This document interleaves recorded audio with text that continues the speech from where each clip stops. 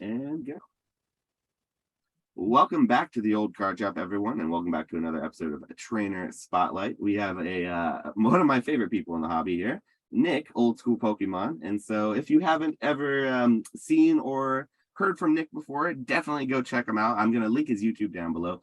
But Nick, how can people go and find you? If they wanted to go and find you, what's your preferred method of contact, or where do you post the most? So contacting me, Instagram is definitely the best way to reach me. Constantly on Instagram, checking messages. So if anyone wants to get in touch with me, Old School Pokemon on Instagram. Also post occasionally on YouTube. Got a YouTube channel, Old School Pokemon, that I post on semi frequently. Just recently got back into uploading videos, so hopefully be able to keep that going. Yeah, I saw you had like 100+ PSA submissions get sent back. I think you had 2 submissions from the $18 orders sent back. So you can have everyone in the chat or everyone down in the comments say how much they are jealous of Old School Pokemon's quick turnaround time. But then again, I'm sure a lot of you guys are getting yours back too. So yes, go find Old School. We'll link them down below in our description in the comments or whatever. But please go find him. If you ever need singles, our man is the #1 TCG player. Well, maybe not. Well, it's got to be. I don't know. You've got to be up there. Like, what's your volume on TCG player? It's got to be up there as far as like in the top echelon. So yeah, if you need singles, go check out Old School Pokemon on TCG player. That is, I think, his main platform. And eBay. I believe you also sell a lot on eBay. That's another good place you can buy from him. He's really, really good about like cheap, really well priced singles. If you need play sets, if you need singles of certain sets for your set collections, all that kind of stuff, Nick's your go-to guy. He will literally spend 10 minutes looking for a card in his little card savers for you for 50 cents, whereas I would probably spend about 10 seconds doing it and refund the order and tell you I was out of the card, even though it's just right behind me somewhere in a box. So he's a very, very good seller, and I highly recommend you check out his shop. But that being said, thank you so much. Thank you, Nick. Thanks for being on the channel. We've been friends for a while. We got to hang out in Long Beach. So that was nice, and interacted on YouTube for a bit. But it's nice to finally actually have you on my channel, because I've definitely had a lot of stuff that I'd like to pick your brain about. Because as far as like people in this hobby, there are some people who've been around, and there are some newer people. I'm kind of one of the newer folks. I came in about 2019 around Hidden Fates, got re-into the hobby. But I know you've been around for a lot longer than that, because your YouTube content goes back a little longer. And it's just kind of curious. I'd love to hear your take on the hobby. So I know that a lot of people don't necessarily like to talk about themselves as much when they're making videos, but I really like to use these videos as a chance to really dive into like you as a trainer. So this is kind of going to be about you. And so the first question I always like to ask is just really basic, but how did you get in the hobby? I kind of like to get your story and your take on like how you entered the hobby. You can take it however you like too. So yeah. Yeah. So, growing up as a kid, typical 90s kid, I'm 30 years old right now. So grew up in the 90s. Like everyone back then, I collected Pokemon in school. Started off with the original base set, worked my way through Fossil, buying or having my mom and dad buy me a couple booster packs here and there. Come Team Rocket, I remember seeing those dark Pokemon, really not liking them, and getting out of the hobby at that point. I know, I'm sorry. I was not a fan of Team Rocket back in the day. I thought this was going to be all unicorns and rainbows. I thought we were going to have a smooth sailing podcast here, and you start off with something like you don't like dark Pokemon. Okay, all right, we'll keep going. Hey, sorry. They've grown on me since, but back then, not a fan at all. So got out of it at Team Rocket, kind of switched over a little bit to Yu-Gi-Oh, just playing at school at recess. Quickly got out of Yu-Gi-Oh. It wasn't nearly as much as Pokemon, and then just kind of moved into video games from there. Come 2009, I was a sophomore in high school at the time, and cleaning out my room one day, stumbled upon my old Pokemon card collection. And at this time, I'm big into video games. So there's some new game that had just come out that I really wanted. My mom and dad wouldn't buy it for me at the time. So cleaning out my room one day, stumbled upon my old Pokemon collection and my dad sold coins on eBay. So for whatever reason, I thought to myself, hey, maybe these cards are worth something. So I asked my dad to help me get them listed on eBay, which he did, thankfully. Got them listed as an eBay auction. And I remember every single day after school, I would come home, see how many people had viewed the listing, how many watchers we'd had, what the bid was up to, all that fun stuff, and absolutely fell in love with the whole buying and selling on eBay. A week later, that auction ended for, it was like 20-25 bucks. It was nothing at the time. And just fell in love with the whole process of selling on eBay. So after that, instead of buying whatever game I would want to buy, I got to thinking, hey, what else can I sell on eBay? Haphazardly, me and my dad went to a coin shop because he was real big into coins. So we went to a coin shop a few days, maybe a week later after that auction had ended, and the coin shop actually had one of these theme deck display cases out for sale, the unlimited base set 2-player starter decks. So I saw that, figured, oh hey, I had good luck selling my childhood collection on eBay. Maybe I can make some money doing this. So I bought that from him for $75 at the time. I didn't know anything about Pokemon. So I actually opened all of the displays and then realized that every single display had the exact same cards. Love that one right there. Theme deck shill. We're gonna shill theme decks here today. Oh, there we go. So I realized every single theme deck had the exact same cards. I grinded and grinded, making small lots out of those cards, selling them every which way possible. I don't think I probably didn't make any money selling those, but it was a good learning experience, and it kind of just snowballed from there. I would go on to eBay looking for different collections to buy. I'd buy 500 to 1,000 card collections, break them up into smaller lots and sell them that way. And then when I ran out of those cards, I'd look for another collection, so on and so forth. And I did that pretty much all through high school and then getting into college as well.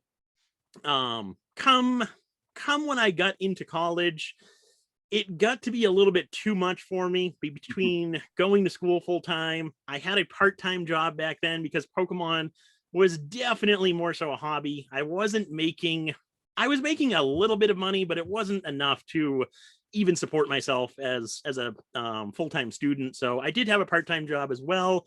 And it just got to be too much between school, working part-time, and trying to run a business on the weekend. So sophomore year of college, I decided that I'd give up Pokemon. I sold everything that I had, shut down my eBay account, thinking that I was done with Pokemon, would never get back into it. No.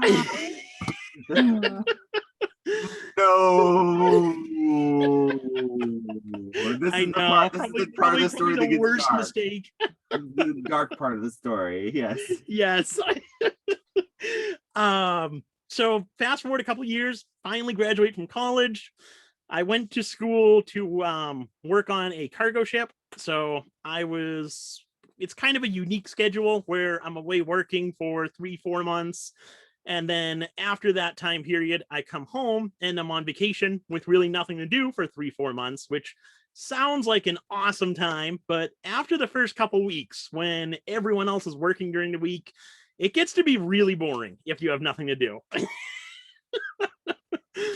So I was thinking to myself, you gotta make some, when you have so much free time, you have to do something with it. Free time is only free for so long, Otherwise it starts feeling like you're like ticking away. It's like the clock's ticking.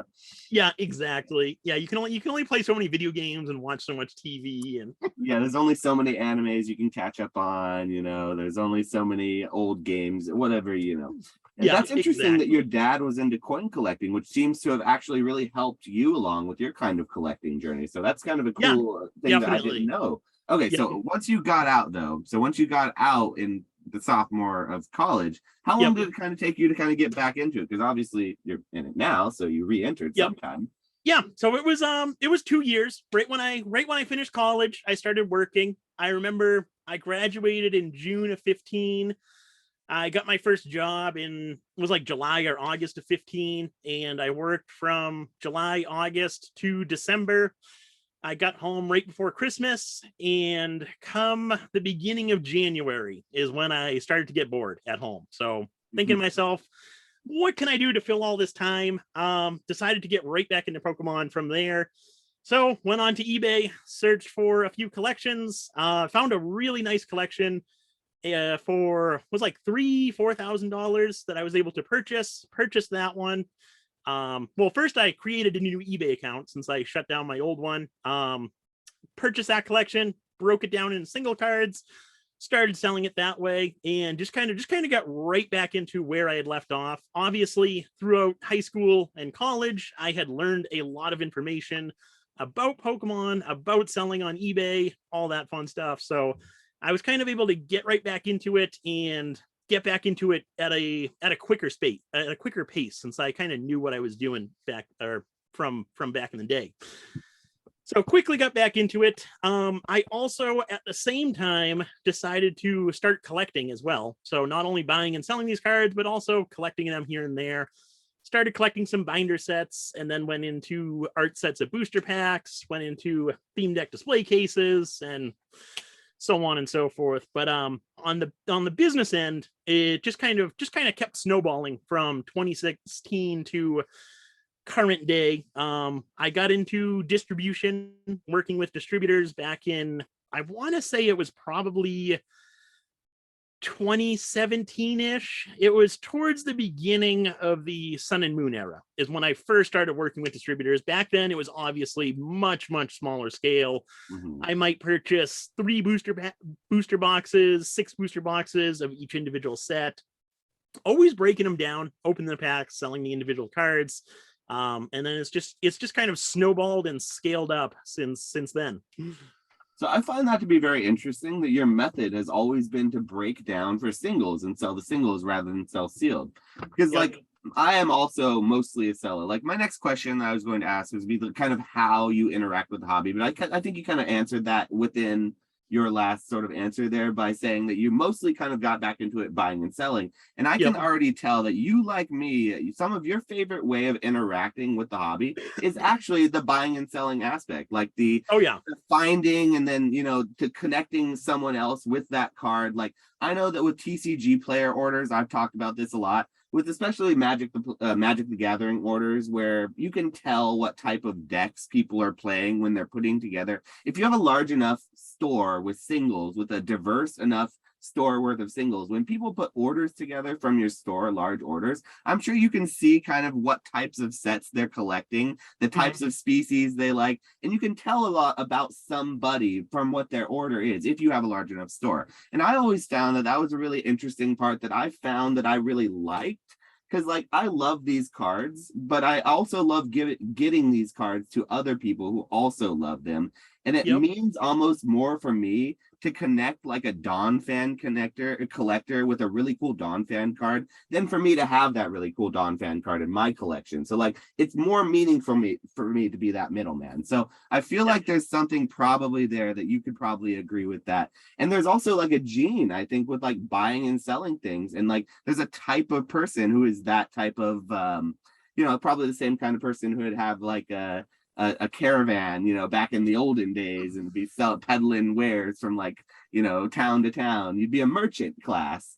Yep, so exactly. I think that you probably have a natural bonus to merchant class type things as the type of person that you are. And I think that there are people who are like that.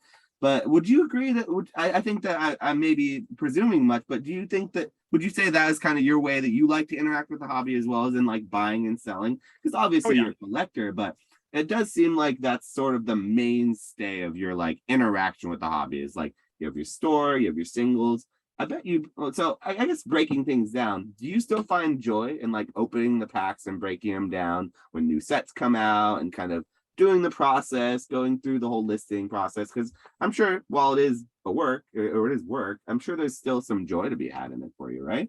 Oh yeah, 100%. I thoroughly enjoy doing mass openings of the newest set, checking out all of the new cards, and then sorting everything. I find the like opening the sets is a lot of fun. Everyone likes opening booster packs. But even like sorting the cards out, doing alphabetical order of all the cards, I find that relaxing. You're just able to throw something on TV, get everything sorted out for a couple hours. It really doesn't feel like work for me. I enjoy that whole process, so I do thoroughly enjoy it. I got into like breaking stuff down, selling the singles versus selling sealed product, more so because I really couldn't turn a profit on selling sealed product. Obviously, back in 2020, there was definitely like a year time period where you could sell booster boxes as sealed boxes and make a decent profit. I was doing that back then, but before and after 2020, I've always just opened the product, sold the cards as singles, and especially now, like we just had Lost Origin release. Booster boxes were selling for like 105 on TCG Player at release. After you subtract the TCG Player fees plus the shipping, I was losing money at that point shipping out that booster box. So really not worthwhile to sell sealed product. So I had to break that product down and sell it as single cards. So that's kind of why I do that. But I do thoroughly enjoy that whole process. And with Lost Origin, specifically as being a good competitive set, and there's like rares and hollows and just commons and uncommons and trainers and stuff that are actually worth quite a bit in that set. It's probably one of the things that makes it much, much more worth breaking down. And so you were talking about breaking down theme decks back in the, like that first theme deck case that you got, just probably because you didn't know any better at the time. But I find that to be incredibly amusing because nowadays people would never consider opening a theme deck. Well, I guess that's not entirely true because the ones that you're talking about, the Machamp ones, they do have Charmanders in them. They have some really good like commons and uncommons you can grade. And those sealed Machamps and just grading Machamp, if you got any good ones, those are pretty hot still. So I would imagine nowadays you'd have a better time with them than back in the day when it was a lot less. Yeah, because you're right. Nowadays it feels like selling sealed product, there isn't the premium that we saw during the boom. And this is something that we've talked about on the channel quite a bit, is you get the boom and then you get the bust. And we're kind of in, I don't want to say we busted, but we are sort of in that sort of correlation period where things are trending more sideways. And it does seem to be that sealed product collecting is not necessarily as like profitable as it used to be, or sealed product selling, not collecting. Who knows what collecting is, because that's a whole nother story. But there is, I think, an interesting point though, with Lost Origin specifically, where the playability of the set is very important, and it's actually helped the set quite a bit for things like singles. Because I'm sure there are some sets that probably aren't worth breaking down at the same time. That's like, oh, well, it's not even worth, like Darkness Ablaze, for example. If you had Darkness Ablaze booster boxes, I'm sure you probably would keep those sealed rather than break them down. There's one card of Darkness Ablaze worth $35, and that's it. That's on a good day. And nothing else. Yeah, and $35 is on a good day, because that Charizard is probably like a $25 Charizard at this point. So yeah, sorry anyone who's out there invested in Darkness Ablaze Charizard, VMAX Charizards. If that is the case, Godspeed, and I pray for you. Yes, and Arceus will need to be with you for that one.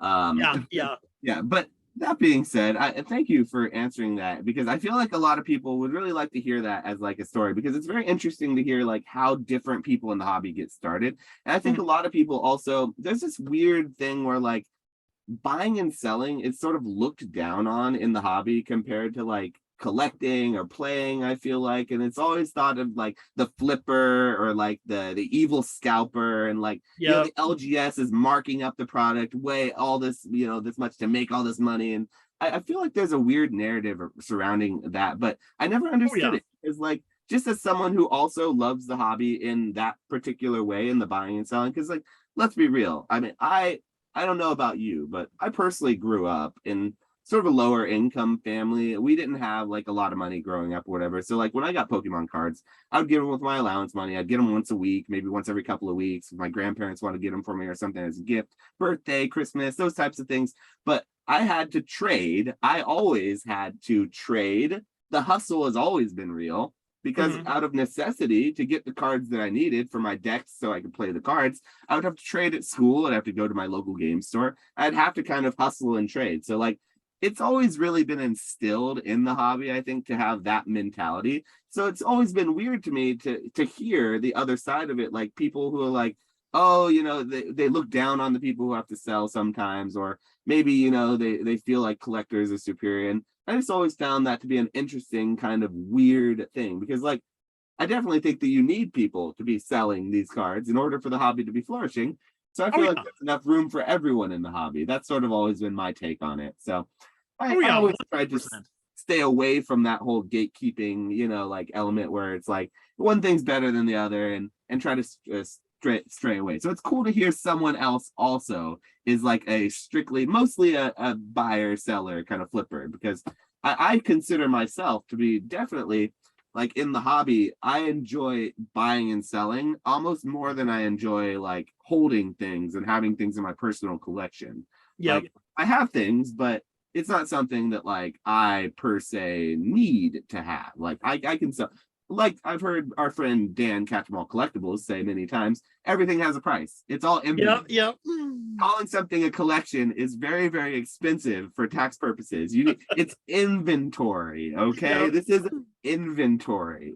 So anyway, that being said, as far as like interacting with the hobby, do you feel like you spend a good amount of your day doing Pokemon every day? Since this is full time for you now, we've kind of gone into that. How much, I guess, would you say, what percentage of your day would you say you spend maybe not like dealing with Pokemon, but like thinking about it? Because I definitely, it's interesting to hear what different people say about that, because yeah. Yeah. So I've always had like a unique situation where even when I was working full time on the cargo ship, I would run my eBay business when I was at home for 3-4 months, and then I would shut my eBay business down when I went back to work on the ship. I thought that was a good way to do it because I was able to solely focus on eBay for 3-4 months, and then when I got burnt out of that, I was able to just kind of forget about it and go back to work on the ship. And then when I got sick of working on the ship, get back to Pokemon, so on and so forth. So I thought that was a good way to do it. But then come the end of 2020, November 2020 is when I got off my last shipping job and decided to go full time with Pokemon. So since November 2020, it's been just full time Pokemon, and I've thoroughly enjoyed it. Haven't had too much of that burnout feeling, but in terms of like the time that I'm spending with it, I spend a lot of time on this.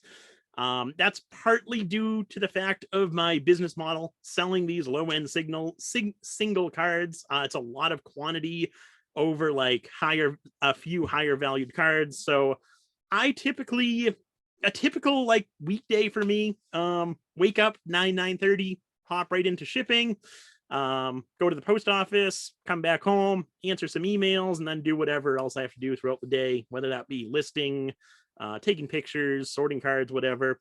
So usually do that from about noonish to 5 or 6ish. Take a couple hours off to have dinner, watch some TV, and then start back up maybe 8 to 10ish, maybe 11ish at night.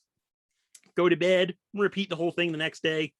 So that's kind of my schedule during the week. And then on the weekends, it's a little bit more relaxed. Maybe start working on eBay around noonish, go till 5 or 6ish, and then call it a day. So it's definitely a lot of time that I'm spending on eBay and dealing with Pokemon. It's for the most part, it's 7 days a week. Like I said, Saturday and Sunday, maybe 6-7 hours. But it is every single day for the most part. Do take a couple days off, go on vacation here and there, but so it is a lot of time invested, but it's also a lot of fun too.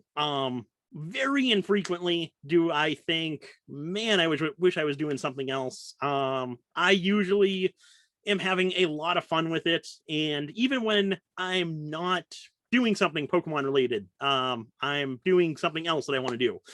I am thinking about, okay, when I get home, I got to get this done, I got to get that done. So my mind is always on Pokemon and the business, which might sound stressful to some people, but for me, it is something that I do enjoy as well. So normally, it's definitely enjoyable. Yeah, and I can relate to that because, like, as someone who's also full time with Pokemon and who moved from I was in full time hospitality before I decided to make the plunge and kind of go into sales with Mhm. cards and cardboard. It was definitely interesting because, like, I was spending a lot of time even while I was working, like in my free time, doing Pokemon. So for me to go full time into it, it was something that I wanted to do, but I wasn't sure if I would be able to actually do. But then when the Yep. pandemic happened and, we were most of us and I was in hospitality, so a lot of hospitality kind of got shut down. People couldn't go out. So I was Mhm. forced then, my hand was a little bit more forced to try it full time. And I like you, found that I really enjoyed it. And my Yep. fiance has always, she jokes and she always says, like, you quit your 40-hour a week full-time job to work 80 hours a week for pretty much the same, basically. But the thing is, kids, this is what you want to listen to. If you love what you do, it will never feel like work. And so isn't there like an axiom that's like, if Yeah. If you love what you do, you'll never work a day in your life, or that's right. something And like that. so while you're sitting here listening to Nick say he spends, 8 to 12 hours a day working, thinking, slash, even preparing for his next sort of order here. And I'm going to sit here and tell you that my fiance will sit here at the dinner table and she'll see me on my phone, sort of checking listings or whatever. And she'll say, "You never turn this off. How can you do this?" It happens. It's true, but it doesn't feel that way because I also feel the same way. It's a labor of love. So Yeah, anyone who's definitely. watching, if you think that Pokemon is a get rich quick scheme, I will tell you that it is not. There may be some people who probably did get rich and they probably got rich quickly off of it, but I do not believe by any means in any more is it's not an easy outlet. You really do have to love what you do. And it's easy to love it, honestly. I mean, we get to sit here and what I'm doing right now, this constitutes as work. And so Yeah. the fact that we can sit here and have a conversation about cardboard, collectibles, and what we do for a living and call this work, I call that a pretty good day. But Oh yeah, definitely, definitely. Yeah, there. Like you were saying, there's definitely easier ways to make money and even make more money than what we're doing. But if it's something that you enjoy doing, this is definitely a good way to make a living for sure. yeah, and more often than not, I think I find myself pinching myself on days that I'm working long hours in the hobby. I'll be sitting there, listing or sorting or packing orders or even just like putting listings up on my whatnot streams for later on. It's like at a certain point, I never think to myself like, "Oh man, this is grueling. Like this is so much." More oftentimes, I'm thinking like, "I can't believe I actually get. This is what I call. This is what I do. Like this is what I'm Yep. doing for. Like I can't believe this is what I have to do to make my buck." So it's kind of it's surreal at times, and it does feel that way. But by no means, I don't think people should take that as it's a easy way or it's something that everyone could do, but it definitely, if you're the right type of person, I think it could be quite, good for certain people. And so, I'm glad to hear the story as it's sort of unfolded for you, because it does seem like you've kind of found your way into a place where it feels like you belong, or at least it seems like it to me. I can't see obviously what else is going on with your life and everything, but it does feel like you're in a good place with Pokemon. And so even Oh after yeah. 2020, even after moving full time, and we can both say that the market's come down and retraced a little bit. Like I'm sure that if the market was in this place back when you decided to go full time, you may sort of have considered not doing it. But Mhm. at the time now, looking back on it now with 2020 and hindsight and everything, would you say that you are glad with your decision still? And do you think that moving forward you still see like positive growth and you're like looking forward to the future of the business of Pokemon? Or are you kind of like looking at maybe other avenues of like side hustles or things, maybe turning it back into a side hustle, going back to the ship? You don't have to disclose any of that, but it is kind of interesting to hear that. And I'm happy to disclose as well, kind of my thoughts, because I think that's a very good thing that people who sell right now, it's cool to talk about. So I'd be happy to kind of share a little bit on that too. Yeah, no, that is a good question.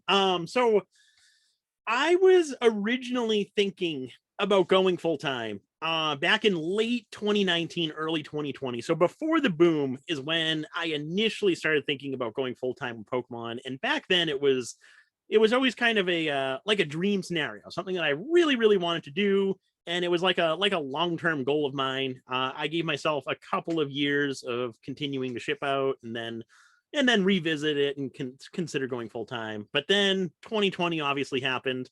I was away working July through mid-November. So Wow. while I missed the whole 2020 boom, I did kind of catch the ripple effects afterwards and made out really, really good when I got back home.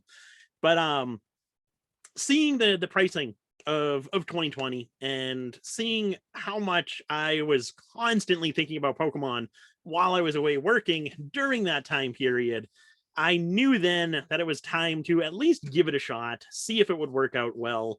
I don't have any wife, girlfriend, kids, or anything like that. So it's just me relying upon the income that I'm making. So I figured now was the best time to try it, where it's just me. If it doesn't work out, I could always go back to my other full-time job. But while I'm young, now would be the best time to try it. And so that's what I did, and so glad that I did. It worked out really, really well for me. Like I said, end of 2020, beginning of 21, things started to cool off, but it was still really good. You're still rip roaring at that point. Yeah, for Yeah, sure. yeah, exactly. So well into 2021, I would say I would consider. So even though you did miss out on that like rocket ship, the Yeah, straight up like this part of it, you were still. I think you got in maybe on this part, which is I would say pretty good timing, and it did this longer than it did this. So yeah, definitely. Yeah, so 2020 or 2021 was also good. The end of 21, when things started to really settle down, I did get a little bit nervous, thinking to myself, okay, now the boom's over. Now this is going to be the true test. Is this actually going to work as a sustainable full-time thing? And I was definitely a little bit nervous going into 2022 on whether or not this would actually work out, be able to continue doing this. And thus far throughout the year, I have been doing well, even though the market is in a completely different place. And I've been doing well. I've been slowly expanding my eBay business. I started on TCG Player, so that's really been expanding and doing a lot better than I initially thought I was, which kind of proved to me that this was a sustainable thing to do, that I could continue to do this as a full-time thing. So that's the plan. I'm going to continue doing it for as long as I can as a full-time job, which hopefully that'll continue into the very, very long term. I would like to eventually kind of branch out a little bit and get into another passion of mine, or side passion of mine, was back in the day at least, just kind of general reselling of stuff that I found at yard sales, flea markets, stuff like that. So at some point, I would like to catch up on everything that I have Pokemon related and kind of branch out, start a new eBay store, and just kind of do general flipping as well. But definitely try and be my own boss for forever, ideally, not have to go back to work. And so far, it's working out pretty good for me. Yeah, that's one thing about autonomy is like I don't think I can imagine myself going and working for someone else again after being my own boss for the last 2 years now, and really being able to kind of sustain and continue doing it. I have a hard time imagining I would ever be able to work underneath someone else again. So that's one thing that it's going to be hard if I were to have to go back to like the real workplace, like, because I considered the same thing. I thought, well, if Pokemon didn't work out for me, I could always go back to hospitality. It's not like, hospitality industry is ever going to disappear. And nope. The wine industry was specifically the part of the hospitality industry that I spent about 7 or 8 years in before in my career. And so I was like in high-end wine sales. And so it just made sense being in sales for something that I liked more, which was Pokemon.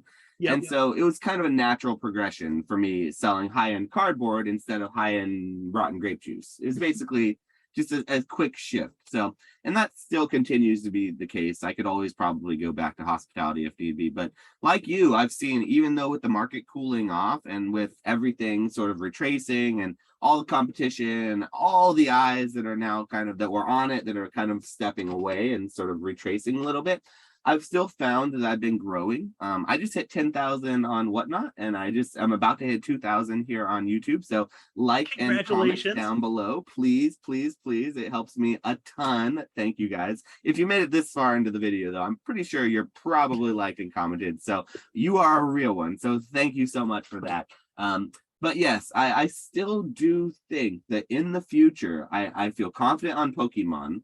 Not only do I think that the Pokemon company really does have the hand on the pulse of what the community really likes, more so than what I see others, some TCGs doing. I'm looking at you, cough, Magic the Gathering, cough, Magic the Gathering. Sorry about that, some bullshit stuck in my throat there, but I do think Pokemon looks at the market, and while they don't generally care, I think what's going on in the secondary market, I think they do to a certain extent care, because they want it to be accessible and they want people to be happy so that their IP stays strong and they can continue milking us for all the money that we've got.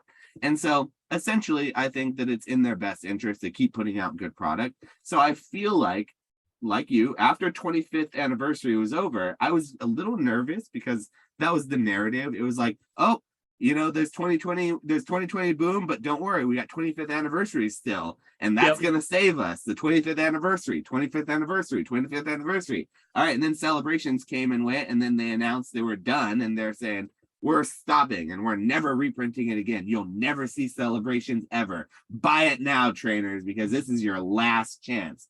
And as of today, 10/4, October the 4th, 2022, Celebrations just got a huge, massive reprint of the Lance's Charizard boxes and the Dark Sylveon boxes. So, Pokemon Company, what was that about not printing Celebrations again? That was 7 months ago you made that announcement. Anyway, that's another story. That's neither here nor there. I do still feel like, even after 25th anniversary, Pokemon's been rolling out some great products. I think a lot of people that have been in the hobby and got into it recently, I don't think they got out of it, but I think they've maybe retraced or stepped back a little. Their eyes are still on Pokemon. They're still collectors. And just like what happened with you, I don't think that people can really get out of these things that easily. I don't think it's as easy to leave Pokemon and just saying, I'm done. I'm selling my binder. I'm putting it up on Facebook Marketplace. Take it from me. My fiance said I spend too much on this stuff. I'm not allowed to buy it anymore. I'm done. Let me just say, you'll be back. 100%. Yep. You'll be back. Wait till the next Charizard UPC comes out. Wait till your fiance goes to work and goes off on a work trip over the weekend. Wait till you go to Target and you see those shelves overflowing with Evolving Skies ETBs. Just wait. You'll be back.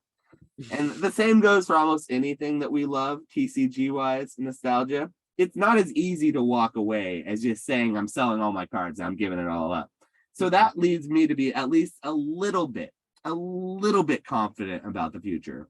And so I continue to feel good about my condition, or my position in Pokemon, and my decision to leave hospitality and start selling cards. And I think that it's probably safe to say that even if the market's cooled off and it continues to cool off a little bit, there's probably upward trajectory or upward growth in the future for Pokemon at the very least. Oh yeah, I 100% agree with that for sure. Yeah, and I'm pretty confident too, enough so that, you know, I'm not going and asking my old Wendy's manager for my job back yet. So, you know, maybe someday, but I'll be begging on my hands and knees, you know, for my Frosty position. I used to fix the Frosty machines there, so, you know, that's why that's always a very in-demand job right there. Mm-hmm. But if your Frosty machine isn't working, now you know why. So because you're not working there anymore. Yeah, well, that's right. That's it. It's because I'm not maintaining the machines anymore. If you had to, like, if you had to pick a favorite generation of Pokemon, like favorite TCG era or favorite generation, if it's easier, like I feel like you kind of learn about a lot about someone. I'll go ahead and say mine's Gen 1. I'm a Gen 1er, so like I love Kanto. But if you had to say what's your favorite generation or favorite era, What would you say that would be, Mr. Old School Pokemon? Curious. I would have to copy you. Okay. Gen 1 for sure. Even more specifically, I'll narrow it down to even just like the original base set. Okay. So I've like always specifically OG, just Yep. the base set, not okay. So you more identify with the cards than the IP, like the. Oh yeah, definitely. Okay, cool. That's actually I hadn't asked that, but that is something that it's a really good question and sort of differentiation for sure because a lot of people entered the hobby I think with the video game or the anime. Some Yep. people like yourself and also like me, I actually also entered with the trading cards, which Yep. is really interesting. I wonder if the people who entered first through the cards have like more of a connection to the cards than the other, because that is definitely for me that's the case. That's true. That's a good point. And it sounds like for you that might be the case too. And like I don't usually ask that specific element of the question, but maybe I should start because I would kind of like to know. Interesting to hear other people for sure. Because like depending on which part you kind of started with, like if it was the anime, like maybe you're more attached to the cartoon or like the voice actors or like Ash or that kind of element. And or maybe if you're into like plushies because you had this really cute Pikachu that you like snuggled with or something when you were a kid, you like the plushies more. Because like Pokemon is not just trading cards. Like I focus so much mainly on the trading cards, but it is way more than trading cards, which is partly why I think it'll do better than MetaZoo, Magic the Gathering, Flesh and Blood, all these other things that are just trading cards that don't encompass all these other elements, right? That's something that I think Pokemon's had always going for it. Yep. And they're very strong about that too. That being said, are you excited for Scarlet and Violet coming out? It's, even though you don't necessarily do you ever play the games, like the newer games? Did you play any Sword and Shield or anything, or Arceus I Legends? have been playing Arceus. Oh gosh, that's a good game. That is so much fun. Yeah. Normally I don't play the games, but I did get Arceus because that one looked really, really fun, and it is awesome. So I do play that one. I might get the Scarlet and Violet as well, play around with that one. But for me, I am really looking forward to the Scarlet and Violet set. I cannot wait for that one to come out. I don't know if you saw the leaks that we've seen. I know Charlie collects, Charlie Herlocker on Instagram. He shared that story. I forget who originally posted it, but those cards look really, really nice. That Pikachu, like the holographic full art kind of card, looked so cool. I could not wait to see what else they have for that. There were two leaks that I recently saw. I saw one leak that was the uncut sheet for the new Japanese specialty holiday set. Mm-hmm. See that? The German uncut sheet that came out. I didn't see the German one. It was a V-Star Universe. Allegedly, it was a V-Star Universe character rare uncut sheet. But the uncut sheet they weren't labeled trainer gallery or character rares. They were I did see this one, yeah. At GG, and there weren't trainers, but they were full art Pokemon, kind of like the old XY. The XY promos that they put into the like XY collection boxes for a while, the full art, non-textured alternative arts that they put out. There's like a Latios, a Latias, a Darkrai, there's a whole bunch of them. It reminiscent of those. That's what I'm getting very much so vibes like from the V-Star universe.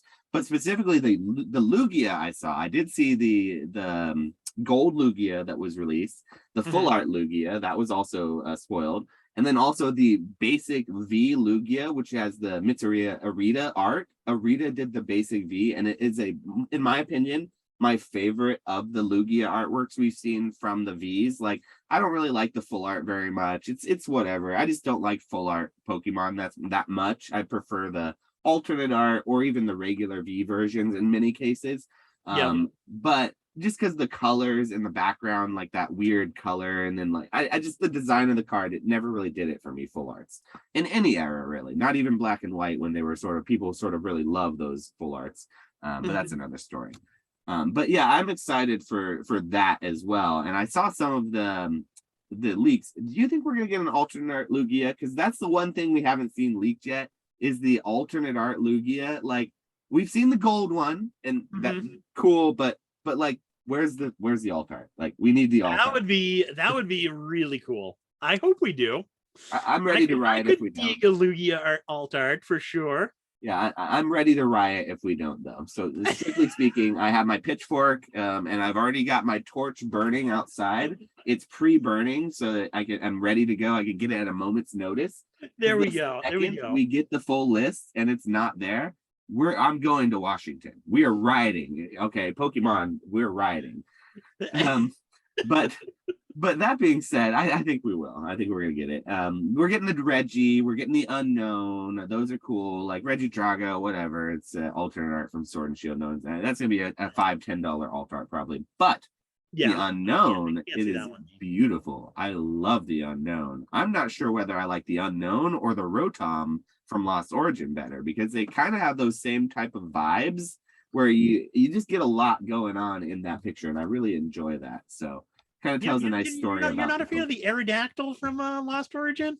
I'm not knocking on the Aerodactyl. It's just not my favorite. That's all. It's not my favorite. That's my favorite alt art of all time so far. It's cool. Are you a Jurassic Park fan? Like, do you? Yes. Okay. That's probably why. Yeah, and so like I appreciate Jurassic Park, but like it was never like my favorite movie growing up or whatever. It's just like, okay, dinosaurs, they're cool. But so if you're a huge Jurassic Park fan, I could totally see how that would probably be one of the top tiers. Just like I'm sure that like so I personally get big time Batman vibes from the Noivern in Evolving Skies. And so like so whenever I see that card, I just think like Dark Knight, Gotham, like Batman vibes. So it's same sort of thing. I get Jurassic Park vibes big time from that Aerodactyl. I actually think that Aerodactyl is going to outpace the Giratina in the long term. I don't know how it already hasn't. I'm not a big fan of the Giratina. Everyone is in love with that card, but I could go without it myself. What I like about the Giratina is the fact that it sells for $800 in a PSA 10. That's what I think most people like about it the most, is that is true. Nearly $1,000 price point, because I would venture to say that people probably wouldn't like it nearly as much if it had a similar price point as the Aerodactyl, which the Aerodactyl raw sells for, I think, almost as much as the Giratina. But raw Giratina is a little bit more expensive, but they're both about within like 10-15 bucks of each other. Yeah, and that doesn't make sense to me, because graded wise, the Giratina outpaces it by a landslide. There are many sales between like $900 and $800 in the past week, basically, whereas the Aerodactyl is sitting closer to, last I checked, like $400 or $500, which is it's absurd. That's still absurd, but the Giratina is more absurd, is my point. yeah, for sure. And with Japan, I know that they really enjoy Giratina. Like the Japanese culture, they like Giratina a lot more than like the Western culture does. So it doesn't explain why the Western culture is taking it in so much, like, you know, the Japanese culture did. Just like the waifus, they do a little bit differently. The full art trainers do differently in Japan than they do over here in, you know, America. So just different markets, different cultures, different demand, different needs. But I thought for sure, or I would think for sure, that the Aerodactyl would probably overtake in the future. But who knows? I've been wrong. I've been wrong many times. I thought that the Radiant Charizard was going to be a $10 card on release, I thought, and it's still like $200 PSA 10 and like a $20, $25 Radiant. So who knows, right? That one's surprising, because there you if you do like a mass opening of that set, there you get a lot of Radiant cards. Yeah, and it's a roughly even distribution. So you're gonna get a roughly even amount of Blastoise, Charizard, and Venusaur. And for that card to be holding steady at that price is pretty surprising to me. It speaks volumes of what shiny Charizard can do. Like, and that's I was scolded for that on Cardboard Hands. I made that prediction before the set came out, before Pokemon Go, and both of my co-hosts, they're both like, it's a shiny Charizard. You're a fool if you think it's gonna be $10. And they were right. They were right about that, but I would have agreed with you on that one. I'm surprised that it's much more expensive, $20-25. Because look at the character rare Charizard that just came out. Artwork on that one is beautiful, and that one's sub $10. Yeah, that one is an interesting story. I do think that card and all the trainer gallery, the non-textured trainer gallery cards, I'm I'm curious how those will do and what the population report is like on those, because they're not very expensive cards, which means that they're not being graded at that PSA kind of higher tier. And a lot of them have a lot of like bad quality on the edges. There's fraying because it seems like whatever blades they use for the trainer galleries, the regular ones, they were really dull. Whereas the blades they use for like the textured trainer galleries and the secret rares and stuff, they were actually nice and sharp. They've had Yep. really good quality. But I've noticed, and also as someone who does a lot of openings, have you noticed something about the code cards? Doesn't it seem like they straight up take the code cards and they punt them? They put them in like a bag and they kick them around a little bit, and then they put them into the packs. Like, how is it that I I'm could getting see code that. cards that are bent in half when the rest of the pack is fine and pristine, but literally the code card has a dent in it, like someone took it out back and stomped it, curb stomped it. Have you found I could, that to be true? yeah, the like the condition on code cards is terrible. Are they reusing? Are they like using recycled code cards to make these things? Are they like taking the old code cards that we all throw away, digging through the dumpsters, and then reusing them in our booster packs? Because that's what it feels like, Pokemon Company. It really does. Like I break packs for a living. Like the only reason that I can make a living in Pokemon is because I have the ability to go on online and open packs for a small premium, and people will pay me to open and talk about the cards with them, and it's a fun thing. It's still, I like I said, I pinch myself all the time because what I do, I consider this a dream job for me. But Yep. it is weird that people will pay me to open their packs. At the same time, I appreciate it and I'm here for it. I love it. It still doesn't make it any less weird for me. But yeah, that's the only reason I can kind of sell packs and make money, is because I'm kind of putting a little effort and adding whatever extra value that adds, and sort of making it more entertaining.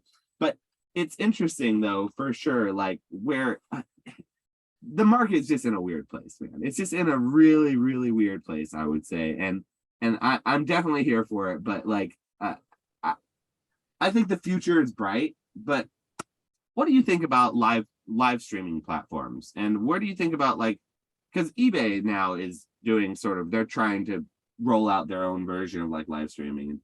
What do you think about like the hobby moving in the direction of like that more, I don't know, I guess online? And because from my experience with the hobby, I grew up in local game stores.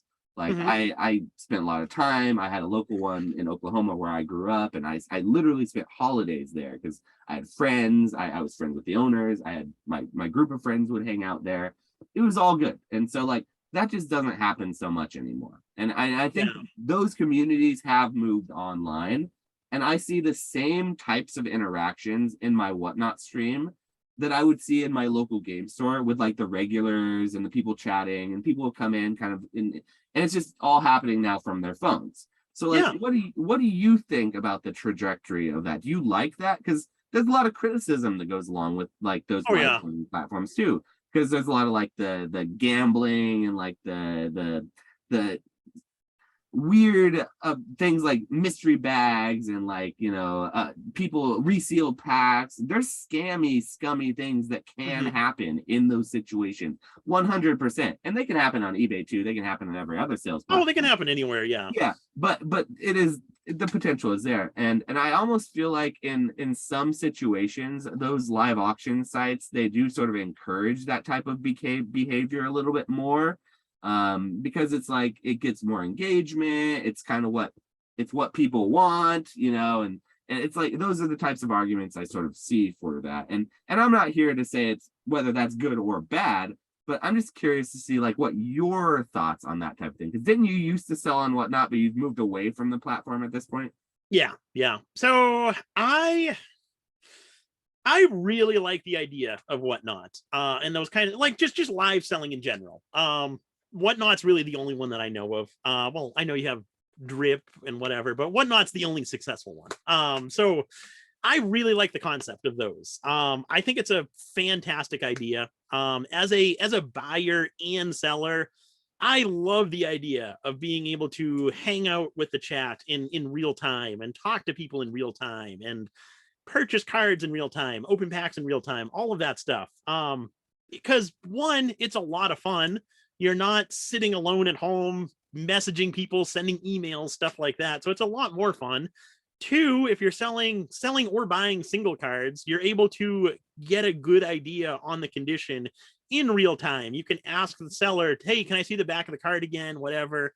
And then three, if you're opening packs, you're getting to, so for specifically for like WotC era stuff, the packs are being opened in real time. So your odds are always changing. Obviously, for WotC packs, for the most part, you're going to get 12 holos. So as packs get opened, your odds of pulling a holo card are going to increase or decrease. So that aspect is a lot of fun for the WotC box breaks, or even some like the EX and getting into before they had like different odds and stuff like that. But even like modern packs, it's fun to like be a part of like that community of people, having other people watch your pack being opened. So if you pull a good hit, everyone in the chat's all excited, instead of just being at home alone, opening packs by yourself. So those are kind of the pros to Whatnot. The downside that I have with it are all of the mystery games. I wish Whatnot would do something about that, because I really don't agree with that. That whole aspect, I think, there's definitely some people who are doing them as like fair games where the odds are fair. Some people get less value, some people get a lot more value, but for the most part, you're not losing a ton of money. But there are a lot of those people who everyone is losing a ton of money and one person's getting a lot of value. So I wish they would do something to change that. But overall, I do like the idea of Whatnot. I was selling on Whatnot for a while. I did stop just because I felt like pricing was too inconsistent. Some things would sell for really, really high prices. Other things would sell for really, really low prices. Overall, I think it averaged out to like what I can get for something through eBay auction. But then at times it would be what I would get less for eBay auction. And I would get, there would be times where I'd get a ton of viewers in my stream. Other times I'd have 15 to 20 viewers in my stream, and the viewers really determine the pricing of the cards. If you have a ton of viewers, you're going to do well. If you have very few viewers, you're not going to do well. So that's kind of why I stopped selling on Whatnot. It was just too inconsistent for me. And it was back a couple of months ago. I want to say it was like 6 months ago.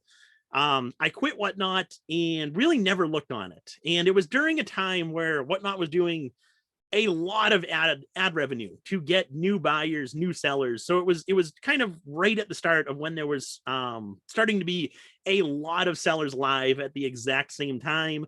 And the buyer pool wasn't as large as it seems to be even right now. I went onto Whatnot the other day for the first time in a long time. And there were a lot of viewers in a bunch of different streams, which was awesome to see. But yeah, I kind of stopped because that buyer pool wasn't as large. And I think that's going to be the biggest problem for these live streaming apps, is they need to get that buyer pool to support all the different streams that are happening at that same time. 100%. Like what you said is exactly what I felt as a full-time Whatnot seller. That's my main platform. I do sell on TCG Player and I sell on eBay, but I have my own website and I also have Instagram that I sell through. But for the most part, I'll say about 90% of my business is run through live streaming platforms, mostly through Whatnot. So very, very, very well versed in what you're explaining. And you're not wrong. Like as far as like when you sort of stepped away from Whatnot, that was right when they started.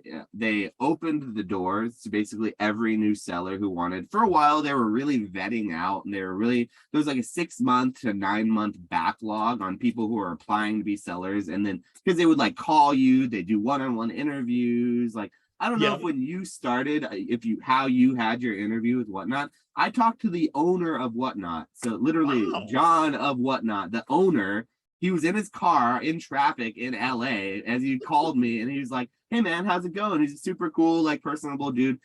Because I came on right before Battle Styles. I was one of their first Pokemon sellers on the platform. So it was very early on. But now I've heard that the onboarding, the new onboarding like seller interviews, they have literally panels of like 30 people in a Zoom call, and you're literally one of 30 people, and they just kind of give you like a PowerPoint presentation, and they're like, here, this is what you do, this is how you do it. If anyone has questions, let us know. But it's not that single person vetting, like one-on-one, making sure that you have distribution, making sure you're a legit seller.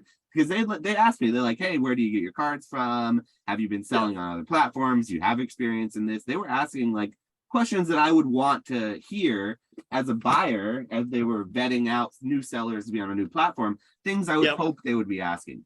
And I'm sure they're asking those same questions, but when you're asking it to 30 people instead of one person, one-on-one, you're probably going to get a lot more people who come in the door who aren't necessarily as well vetted out.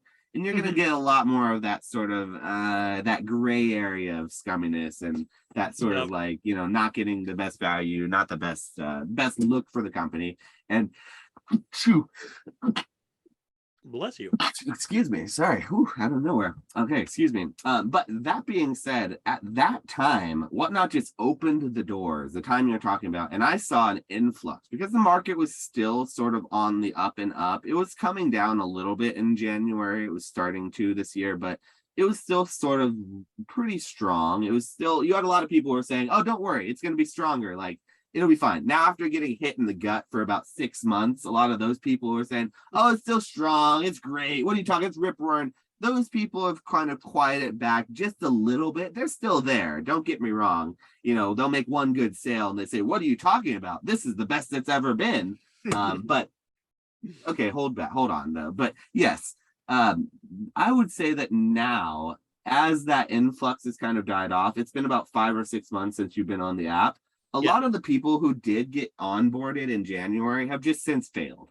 Yeah. The long and short of it is they've quit, they've thrown in the towel, they've lost enough money running $1 auctions and getting less than retail because they're buying their booster packs from Target and they're hoping to go and sell it for $5 a pack, and they can't even get $3 a pack. And then after the 10% fees on Whatnot, they're losing money every time they do that. So those people are gone. So like the people who are still there, it feels like they're either there because they want to be or maybe because they should be. And so like you said, I think the buyer pool has also been increasing. And I've found that even though like the market's cooled off, it does seem like there's still a lot of engagement. And especially in the live streaming, it feels like there's always a lot of people on there. And I'll say that in my experience, I don't need, because the way I run my streams, I run buy it nows. I don't run auctions on my streams anymore. Okay. And so because of what you said, I was finding that auctions were going very, very low, and that essentially it was a race to the bottom. And I didn't want to be a part of that, but I still wanted to continue to offer what I offered and sort of continue doing it. So what I did is I started doing I ran my whole store through buy it now sections.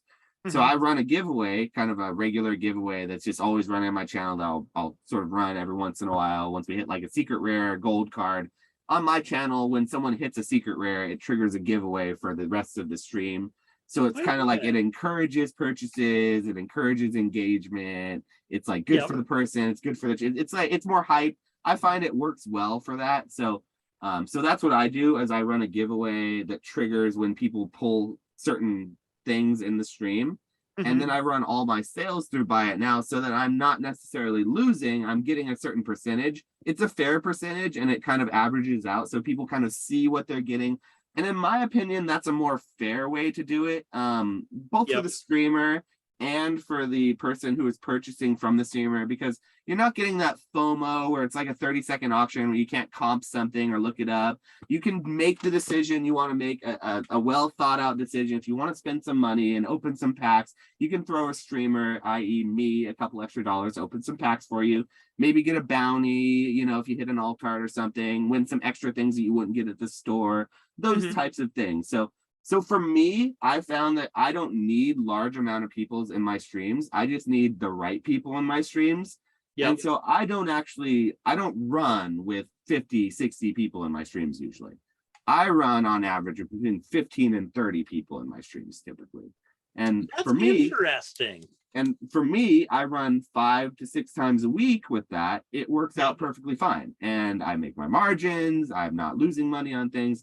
I will occasionally run single streams, and I will say I hate running single streams, and I know you were a singles seller, and so yeah, that's what I would do on Whatnot. It was all singles. yeah, I don't know how people do that. I do not know how people do that unless they're buying at margins that are literally so low that it doesn't matter what happens. In which case, I don't see why you wouldn't just sell on eBay or TCG Player and get more for it, because most of the time, I don't know where these places, like, there are a few exceptions that, you know, I hear PK, shout out PK, always talking about auctions on Whatnot go way higher. People are getting so much more on these auctions, and, you know, all of this and stuff. But those aren't my streams. I don't know what streams you guys are watching. It's probably the streams with like 100, 200 people in it that like are being filled up by their friends or whatever it is. And then the one person is being left with the bag because they're too foolish not to take the bid. But those aren't my streams. And so I hate running singles. And every single, my fiance was laughing at me because after I ran my last single stream, I don't run them for probably once every 3 months I run a single stream. Mm-hmm. She said, I came out of the stream. I said, I am never doing another single stream again. She literally looked at me. She goes, that's what you said the last time you did a single stream, and you've already forgotten. And I was like, I did say that. Oh my gosh. And here I am again. Here we are again. So it is it's funny. But I would agree that running singles unless you have a room full of people and you got one of those people who has more money than sense, probably not the best idea. But there is something to be said about being able to read the room. And maybe that's just what I'm not good at, is being able to read the room with those single streams. Because I feel like if you can read the room and you can put up the Pokemon and curate a single stream, and I've heard Echo talk about this a lot, if you can curate like a single stream to the type of Pokemon and species that your customer base likes, I have a feeling that they would pay a little more to get it all in one place. They're not going to sit there and try to comp it and get it 10% less than the last comps on auctions on eBay. When you're like, dude, a buy it now just sold for $200. You're trying to get this for $70 because an auction at 2 a.m. on a Tuesday ended. Get fucked. Like, get out of here. But that is what happens. That is what selling at a convention on singles, if you're sitting there comping, will turn into. So like, I think there's an argument to be said for like curating, like maybe if someone is really good at curating singles, maybe that's where the success is with singles. I'm just here to say that's not me. That's just not me. That's what it is. I haven't learned it yet, and I still am trying, and I'm failing every day when I do try it. So you know, it's a process, right? So that being said, do you ever see yourself maybe coming back to the platform and trying something again? Like if I don't know, like say Modern starts ripping again, you want to rip some packs for people. Could you see yourself ever opening packs on Whatnot just for fun? I don't think I could open Modern packs for people. Because I'm definitely like a rusty opener, where I don't know how you are. I've never been in your stream, but I know a lot of streamers who are into Modern get really, really excited when they pull that chase card for that person, which it is exciting, but I'm not one to be able to get that excited for whatever pull. Okay. So I don't think people would be, and I think you need to be like that to be successful with Modern. You need to have that excitement for those people, because it is exciting for them. But that's just not me. So I don't think I could do Modern product through Whatnot, but I have started thinking about getting back into Whatnot for singles. Call me crazy. But catch them all. Just wait till your first stream. Just sing in a different tone. Yep. Catch 'em all collectibles. Dan has a whole bunch of like beat up cards that he can't sell on Troll and Toad Evo. He doesn't want to sell on eBay. Mm-hmm. So he's actually going to send them to me and then a few other people who sell on Whatnot to see how they do, and I'll basically take a commission off of that. But so that'll be kind of my re-entry into Whatnot to see how it goes. Which I am really curious about, because like I said, it's been a while since I've been on Whatnot. There seems to be a bigger buyer pool on Whatnot, so maybe it'll work out. It is really, really nice selling those single cards on Whatnot, because you're able to take a card, show the condition really quick, put it up for sale, and it's gone in 30 seconds. Whereas on eBay, you got to wait at least 7 days. You got to take front and back pictures. You got to create a listing with a title, a description, all that stuff. So it takes a lot longer. Whatnot would be a really nice solution for that if it worked out. So I'm curious to see how it'll work out now that there seems to be a bigger buyer pool on there. I'm hopeful that it would work out because I would definitely like to get back on Whatnot. It is a lot of fun selling on there. So we'll see how it works out. Yeah, I like where your head's at. It's good idea. Take other people's cards, just take a cut of them and sell them. So then it doesn't matter what it goes for. If it goes lower, it goes higher. That's brilliant. Now, you are a smart man. I can see why you've done so well in this hobby for so long. I could learn a couple things from you for sure. We might have to start doing some consignments here, because like here I am just thinking sell my own cards and just take the loss, like some sort of a chump or some sort of a fool. No. That's not the play. The play is sell other people's cards. Shout out Z&G Emporium. We'll get you on here soon. Don't worry, James. There we go. But we'll get the long and short of those consignment things. We can tell you all about how those scams work. We'll get Z&G on here. It'll be great. Hey, I know you have your own consignment business too there. So yeah, I know I will plug your consignment business there. You've been doing it a lot longer too. So I will say, if you have anything that you'd like to sell on eBay and you'd like a really, really well thought about, and I'd say a very reputable seller, hit up Nick, because I'm pretty sure your rates are very fair.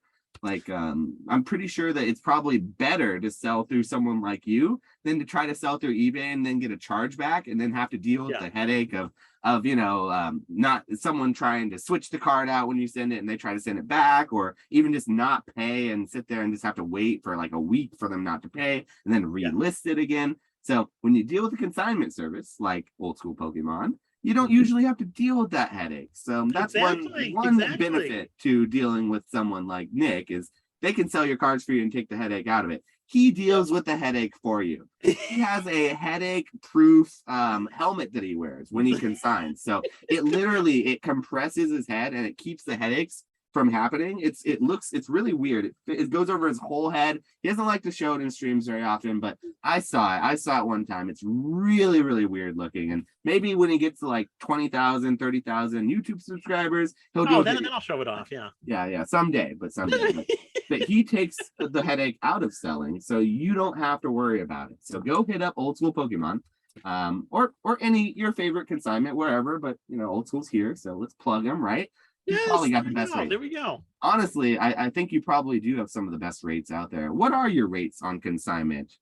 So I do a tiered approach. I do like $0 to $1,000. I do eBay fees plus 10%, which is right around where everyone else, Z&G, Rusty, Dan, they offer consignments. It averages out to about 22% at that point.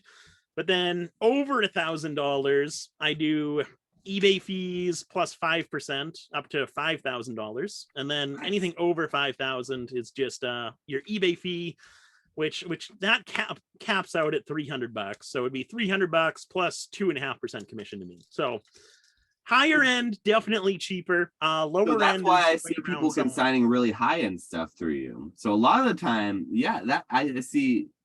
You have really cool stuff in your consignment blocks. Like, some of the stuff is really good. Black label. We're talking black labels. We're talking perfect 10s, like vintage, modern, like you name it. I've seen some crazy stuff come through your blocks.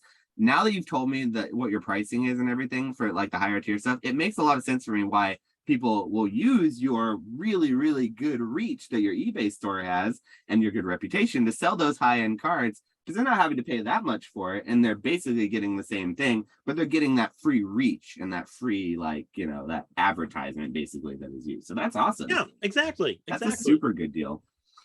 No, it's definitely a win-win, because I'm making a little bit of money. The seller's not having to do any work, and I'm also getting exposure to my own stuff on eBay. So I'm glad I started to do consignments, and definitely something I'm going to plan to do going forward, because it is, like I said, it's definitely a win-win for the person consigning it and me selling it, not only for the commission but also for the kind of the reach that I'm getting. I put business cards in all their packages, so next time they're shopping on eBay, maybe they'll take a look at my eBay store and buy one of the cards that I have listed myself. Yeah, and honestly, that kind of stuff over time, it really does build up and it gives you a great reputation. And honestly, in this hobby, a reputation is very important. Like, Oh yeah, oh you yeah. look at someone like TCA, Rusty. I know he's like the main, everyone loves to use Rusty as an example. So, Rusty, if you're watching, thank you so much for being such a shining, bright example that we can use in this hobby. People you don't even know use you as an example all the time. But a great example of how reputation and time in the hobby can really, really help you out in the long run. So, like, I'm pretty sure that there are many people, myself included, that I would hand Rusty a $25,000, $30,000 card or box without blinking an eye and let him middleman it for me. And Mhm. I would never, ever in a million years imagine that he would do anything shady in the least with it. Not because I know Rusty. I actually, that's not true. I met him. I have met him, but like, we don't know each other like that. We like shook Yeah, hands and said exactly. hello, but like,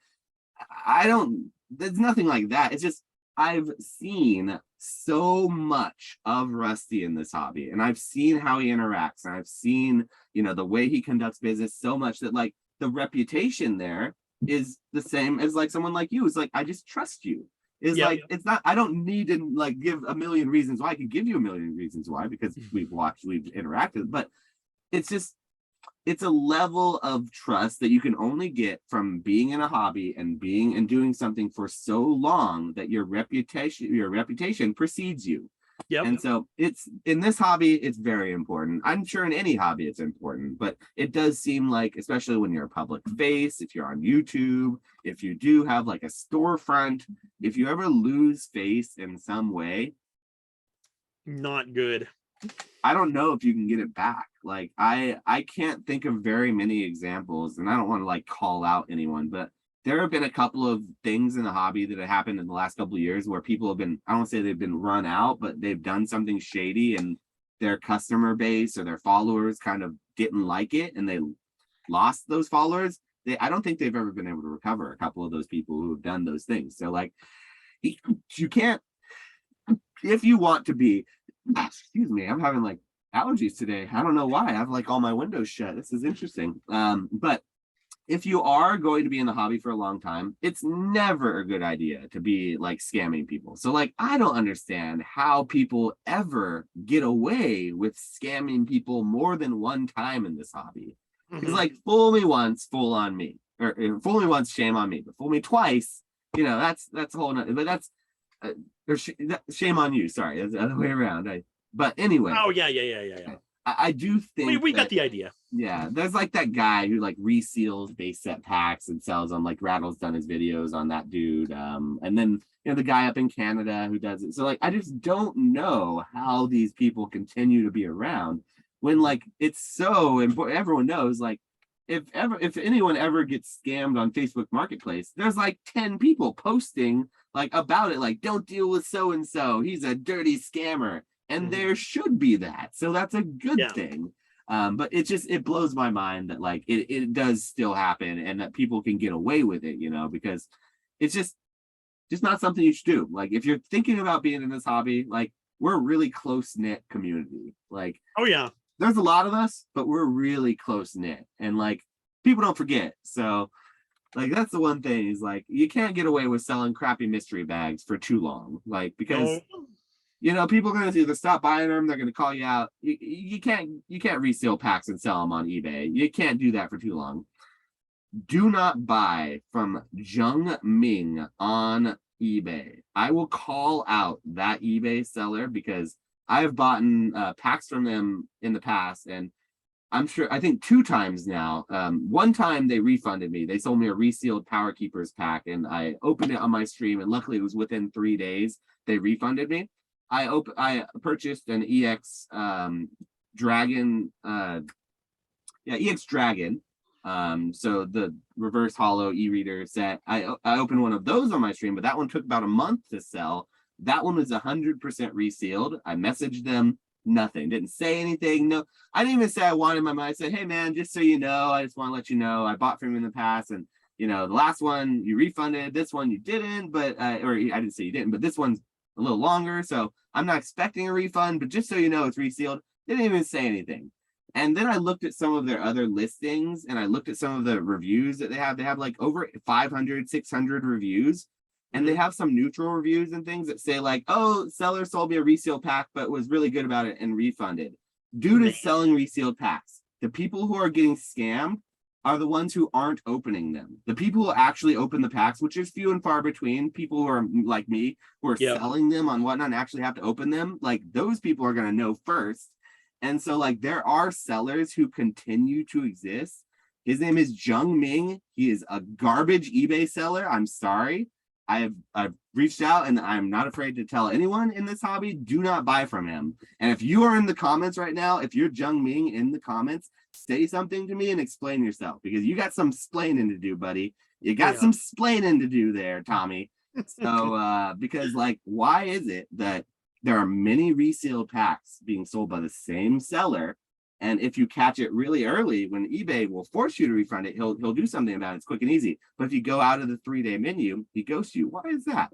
I wonder what's going on with that. One pack, sure, but multiple packs, I don't know about that one. So I guess that's scams.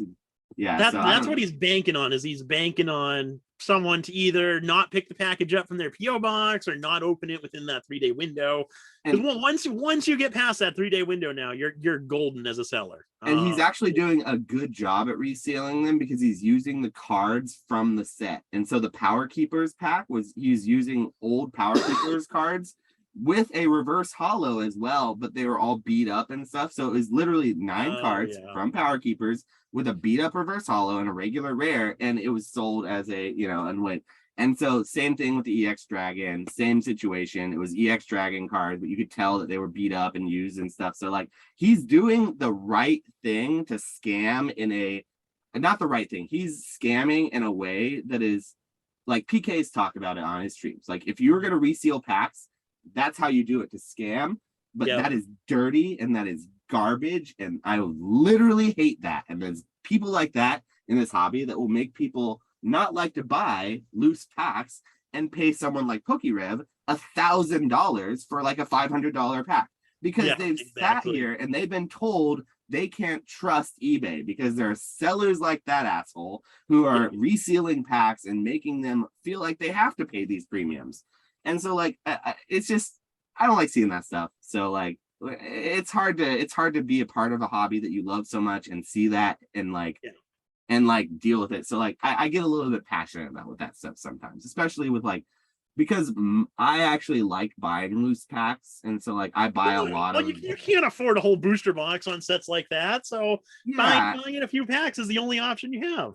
And I also am confident in buying a lot of those mid-era packs because a lot of people don't know this, but they can't really be weighed confidently. Like you can weigh some of them, and if you have a lot of the box, you can probably weigh out the box.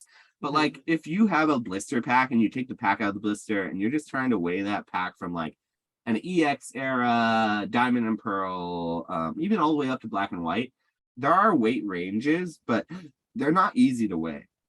And that data isn't out there. So like, I feel comfortable buying loose packs unless it's from sellers that are scammers and scummy sellers. So yeah, and it's a learning process too, but I think that the hobby will learn that it's just a process. So yeah, it's one of those things that, you know, I used to think the same thing. I used to think that like box fresh, like, you know, case fresh, packs deserved a premium. And I think sometimes they do, but I'm also on the fence of like where sometimes they probably don't deserve the premium that they sometimes get. So, I definitely think that we kind of got off on a little tangent there, but I'm happy to do it because I feel like there are some things that we probably talked about that probably needed to be talked about. But getting a back, definitely. There's some good, like with Whatnot. I think it's good to have these conversations as both of us are previous, or I'm a current and you're previous Whatnot seller. So like having that perspective is always nice to hear. And I don't always have other Whatnot sellers on here too. So I always kind of like to hear what you have to say when I can talk to other Whatnot sellers. Yeah, definitely.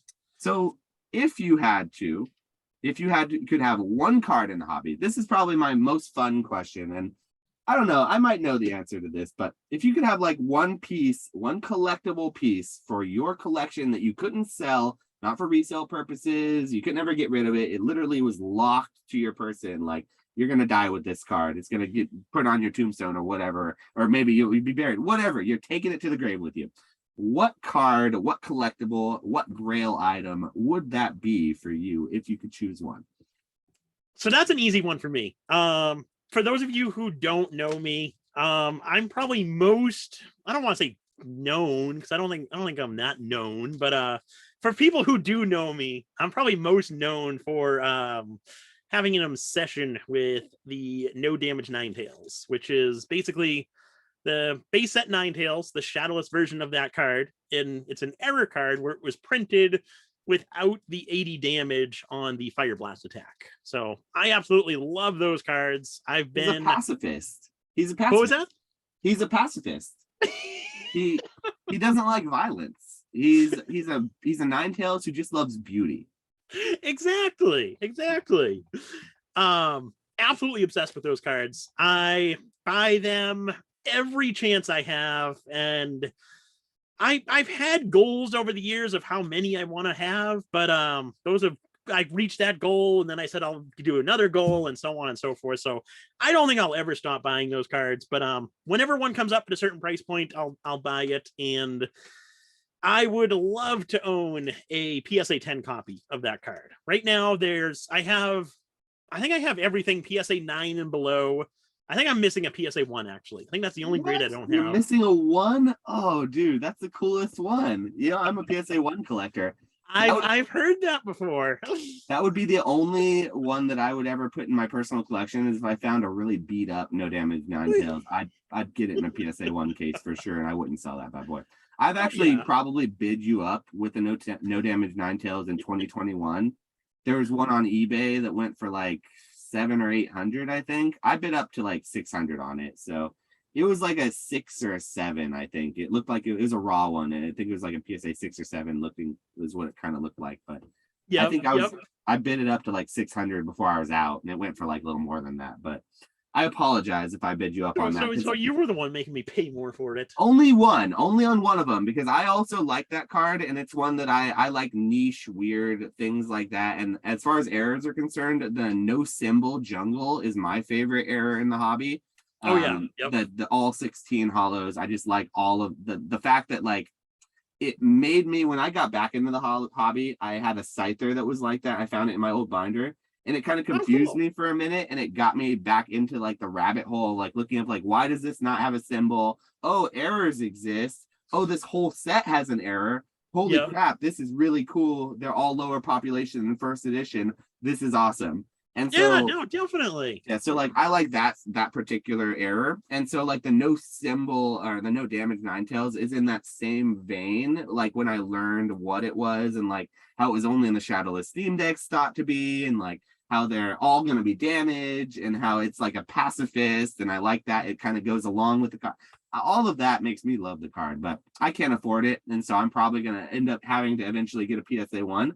Now that I know that I'm going to be competing with you, though, I'm going to have to reach out and make sure you're not going to be buying that one too, because I don't want to exactly. We don't want to be beating each other up here. I'll just wait till another damaged one comes up, and I'll make my own PSA 1. So there we go.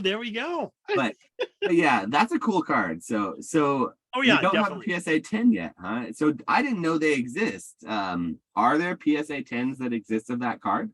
Yeah, so there's one copy out there. But with the no damage Ninetales, PSA used to grade them as just your regular shadowless cards. So there's a lot of copies that are sitting in PSA cases designated as shadowless. Well, a lot being how many? A lot is relative. Yes. Yeah, because how many of those theme deck Ninetales got graded? You know what I mean? And shadowless wasn't ever that popular. It's only been popular among like aficionados. Like you can tell someone really loves Pokemon when they say their favorite of like the base set variations is shadowless. Like I feel like exactly. Like if they're saying first edition, it's like okay, whatever, go invest, Timmy. And if they're saying like unlimited, it's like okay, whatever, that's printed to the ground. But like shadowless, it's like I can't say many bad things about shadowless. Like You don't have that ugly first edition stamp clogging up the artwork or that Yep. ugly ass shadow on the side there. It's just a pure and clean version of the card that is probably printed before the first edition, considering they had to print them and then stamp the Yep. first edition. So technically it probably is first. And it was That's released. what I would say. Yeah, it's released in this weird way that you don't even know. There's only some packs you could guarantee are shadowless, and other ones it's like you got to open it to find out. I don't know. Is that little red symbol on the bottom? I don't know. Read the back. Does it say Pokemon trading cards? I don't know. You got like a 20% chance now, maybe less. So like, look, it's so cool. It's like a treasure hunt. It's so cool, and it's just. That's how you can tell me without having to tell me that you truly love Pokemon, is you tell me that shadowless is your favorite base set variation. So Oh yeah. I would say that's the true sign, but Yeah. unless you're just a whale and you only like first edition, in which case have fun, whale, then blow your blowhole all over the hobby and buy everything up. But for the rest of us, shadowless is a beautiful thing. It is a beautiful thing that I unfortunately will probably never own a PSA 10 of any shadowless card, just because I'm not that type of a collector. But my shadowless binder set is something that I'll never get rid of. So There we go. I really do love shadowless, so I'm right there with that. Yeah, no, that's definitely my within base set. Shadowless is definitely the way to go. Absolutely love those cards. So nice, for sure. But yeah, so the PSA pop report on the No Damage Ninetales, they were grading them as shadowless, and then for a year or two, they stopped grading them. And then CGC came along, started grading all the errors, so PSA had to play catch up. Okay, hold on, guys. We'll grade them now. Please don't put them in those blue slabs. Please don't do that. Do anything but that. Exactly. So they started grading errors. That's when they started designating all these error cards with the PSA calls it the missing attack Ninetales, which is Why a can't they just say no damage? Can't they just say why? PSA and their abbreviations just it's awful. Cut. What does cut mean? Oh yeah, yeah, that was ridiculous. Cut PSA. It is 3 letters. I know you can fit more than 3. How many? Can you say what it is instead of putting these ridiculous abbreviations on cards? PSA, please. I know they're not listening, or maybe they do listen, and that's why they wreck me so bad every time I send submissions to them, because they listen to my podcast and they know all I do is just slander them. All I do is just shame. That's why you gotta start hyping them up, talking about how good they are, then you'll get all 10s. I literally give them so much money. I don't know why they need me to get there and like massage them anymore. Like I'm literally shoveling wheelbarrows of money at them, and they're just literally slaughtering me. It's just, they hate me. Like they'll take my PSA, what should be a PSA 9, maybe a 10 if anyone else sent it.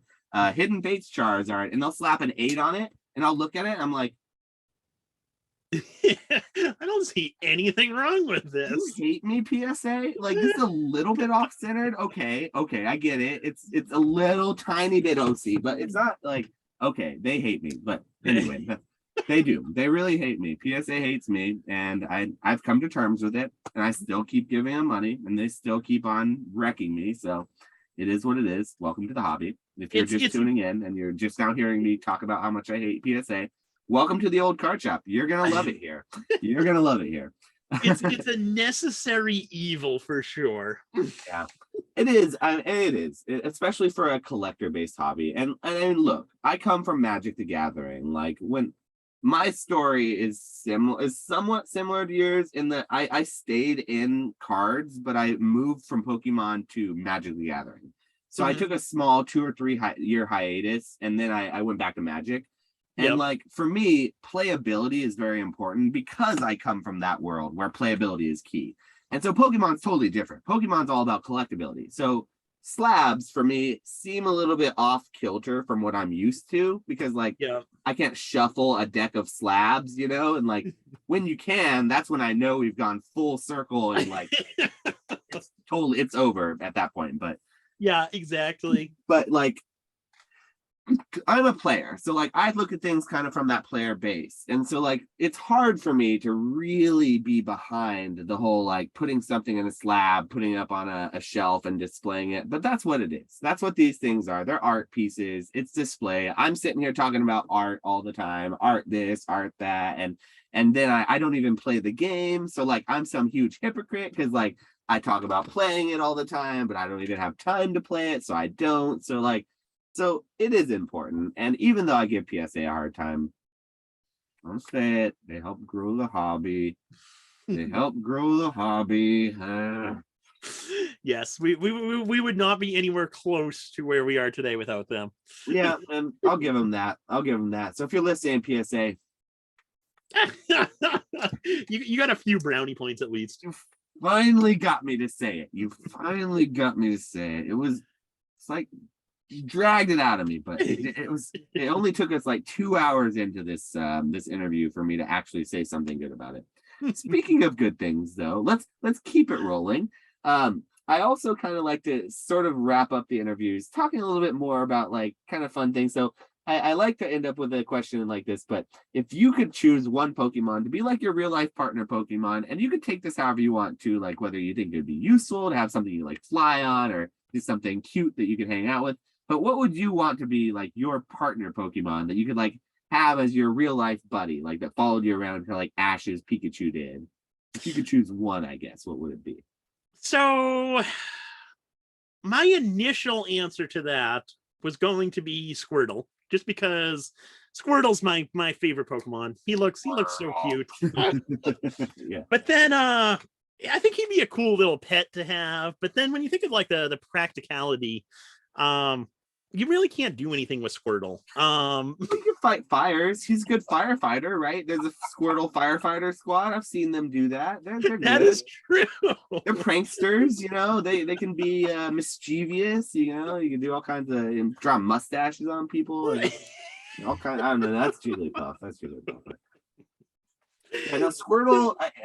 You also have to consider always hearing Squirtle, squirt, like constantly. Like imagine, literally, that's all he can say. So you have to live with that. That is true. But that is true. That might get a little old after a while. There's that too. So okay.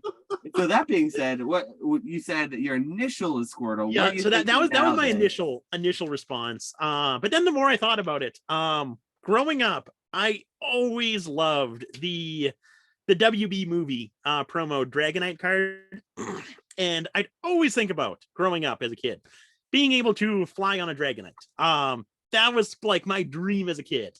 So I think that would be absolutely awesome. So I think I would have to go with Dragonite just so I could actually fly. Charizard's a little too scary. Dragonite looks a little cuter You'll though. burn yourself on a Charizard. Plus, I've seen the anime. Charizard's kind of a butthead. He's kind of an a-hole. Yeah, he's not that friendly. Dragonite's No. adorable. He's so cute and so friendly and so like you just want to hug him, you know. You just want to hug Dragonite. Whereas you hug Charizard, you're gonna get burned. You're gonna get burned for sure. Exactly. It's probably gonna be on purpose. Like he could probably not burn you if he wanted to, but you're gonna get burned. It's because he wanted to. You know? So that's a good answer. I like that. Dragonite is definitely like for me, my top 3 Pokemon: Eevee, Dragonite, Charizard. I'm so basic. Like I can't even work in a Johto Pokemon onto that list. I'm such a Gen 1er. Like, and it's not for lack of trying. I personally think that my love of Pokemon really blossomed in Johto. But Kanto is my heart. My heart is in the original Kanto region. It's not just nostalgia. I like the designs. I like the gym leaders. I like the region. I like Professor Rogue. I'm a Kanto guy. So yeah. Yep. So for me, Eevee, Dragonite, and then Charizard. And for the same reason that you said, I think I would agree with you. I would probably choose as a partner Pokemon, probably Dragonite. Because of you could use them for everything. It's such a practical. Exactly. So practical. And then if I got a shiny one, I could change my name to Pete, and it would be perfect. There we go. Literally, you know, it's good to go. And by the way, shout out to Dragonite. He has never gotten a shiny card in the hobby, and Oranguru has gotten 3 different shiny cards so far. 3, 2 of them being full art shinies. It's not right. And so. Right. where's the love for Green Dragonite? We literally could have had Green Dragonite in so many sets. And like, imagine how cool he would look with a gold card behind him, like as a secret rare from a normal set, not one of those garbage shiny sets like Shining Fates or whatever. Please don't remake another Shining set Pokemon.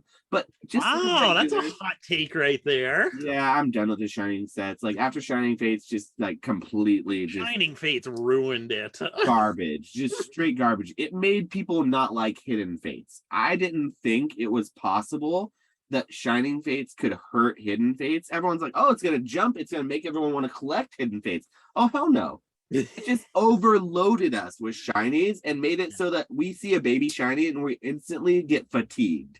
Yep. I see a baby shiny and I immediately think I wouldn't pay 69 cents for that. And so like it's rough, unless it's a Charmander or an Eevee, that's another story. But like Shining Fates legitimately, I think, is the reason why Hidden Fates tanked. It's not because Hidden Fates got printed to the ground. It's not because people moved on from shiny Pokemon to full art, alternate art Pokemon. I don't think that's the reason, even though the full art Pokemon are kind of lazy comparatively, like to those artworks. But I still think it's not because of that. It's strictly because the reprints of Shining Fates have just hit so hard that people they see those black ETBs, they see Hidden Fates, Shining Fates, the Eevee, whatever, and there's like, nope, don't want nothing to do with it. And it's just, there's nothing to have in it. There's nothing good. So like, yeah. I personally think Hidden Fates is the best set Pokemon's ever made. I think it is better than Unseen Forces, better than base set. I personally like it, enjoy it. I don't think it's better like population wise. I don't think it's better like nostalgia wise. I just personally, as an opening experience and as a set composition and looking at it like trying to take a step back, I do believe Hidden Fates is the best set Pokemon's ever made. And it's going to be hard to dethrone it, but Shining Fates did a damn good job at just punching it so many times that I have a hard time saying that. And I'm going to have people in the comments saying like, oh God, Hidden Fates, get out of here. Like that is such a Gen 1er set. Like the 5-band graphics did like every single one of the artworks. It's basically just a full art copy and paste with a new skin on it. That's all it is.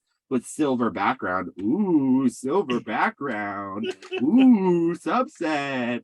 But that being said, I still like it. I still buy Hidden Fates at like $135. I'm buying it at market price right now for ETBs at $135. And like, I'd rather have an ETB of Hidden Fates than a booster box of Evolving Skies. I can see the argument behind that. I could get behind that.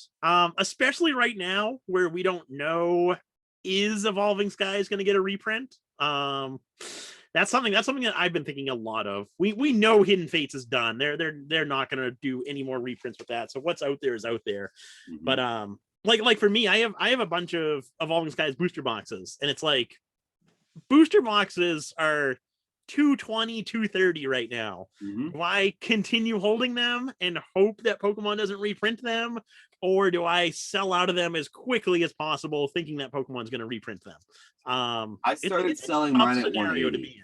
So I started selling mine at 180. If you want to know what I did with mine, yeah, I have 2 left. Okay, and I'm confident. 2 boxes, not cases. Yeah, yep. I'm confident. I had 6 cases of Evolving Skies on the reprint. So we got 6 cases from the last reprint. Yep. And I waited to sell until it got to about 180. And then I started selling. And I'm pretty confident that we're going to get another one, which is why I started selling it. But I obviously, no one can say what to do in any particular time. But yeah. I'm comfortable saying that that's when I started selling. I think I started a little bit before that because I was doing... in my channel, I was ripping the packs, so I was getting a little more than 180 because I was breaking them down pack for pack. So when it hit that 180 mark, though, I could start selling it for $5 a pack, and at $5 a pack, it started making it worth it for me to start breaking. And now it's $6 a pack. So it's like, oh man, I'm selling at $6 a pack, and I'm just like, yes, please, thank you, yes. keep going up. But I am confident that it's going to get a reprint, so that's why I've been selling it. And so Yeah. I could see, because standard is getting pushed another year, or their rotation is being pushed back because of COVID. Mhm. I could see potentially, because of the demand being so high, and because we saw Sun and Moon sets getting, Ultra Prism got printed all the way as far as in Darkness Ablaze had just come out when Ultra Prism got that small reprint, right? I think if I'm remembering the time period. It was around that time period. It was definitely within, like, well within Sword and Shield. Yeah, it was 3 or 4 sets in. I don't know if it was quite at Battle Styles, but it was right before that, because I don't remember the alternate art thing was happening at the time. But I do remember, like, Darkness Ablaze craze was kind of happening, and like they were looking for the Charizard. Like Leonhardt was searching for the Charizard at that time, and so yeah, I think that we're gonna get in another 3 months. I'll say 3 months from now. I think in January or so, we're gonna probably hear about a Evolving Skies reprint. Because I agree with you. As far as all of Sword and Shield is concerned, I think that Evolving Skies has actually been reprinted more than any other set. That's the thing. Yeah, it's already gotten a volume-wise, few. it surpassed Vivid Voltage, I think.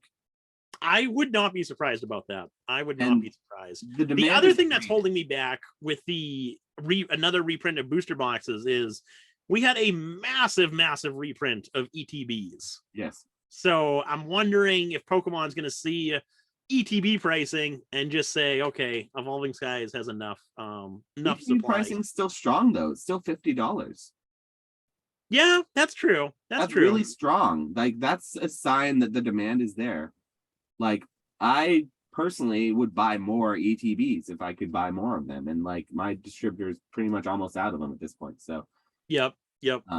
Like, because I don't know, because they're like $25, and like I can sell them for $50 literally all day. I literally double all day if I can. So I still think that the demand is probably there. And as long as Moonbryon keeps ticking up like it is, which is absurd. I do not understand that one. You can't have $1,000 card. To me. Yeah, you can't have $1,000 card in a $200 booster box. Even if it takes 1,000 packs to hit that card. But it just, people will see that and they'll say, "Oh, I'll pay $5 for a pack of that." And they'll just do it, and it's just like, sure, $5 or $1,000, whatever. It's the gamble. It's that mentality that people. Hey, one of those $5 packs is gonna have it. Yeah, and it's everyone loses except for that one person. It's great. Yeah, yeah, but no, Pokemon's not gambling though. It's a wholesome hobby. All right, it's a wholesome hobby, guys. We like it. It's great. Yeah, that's neither here nor there.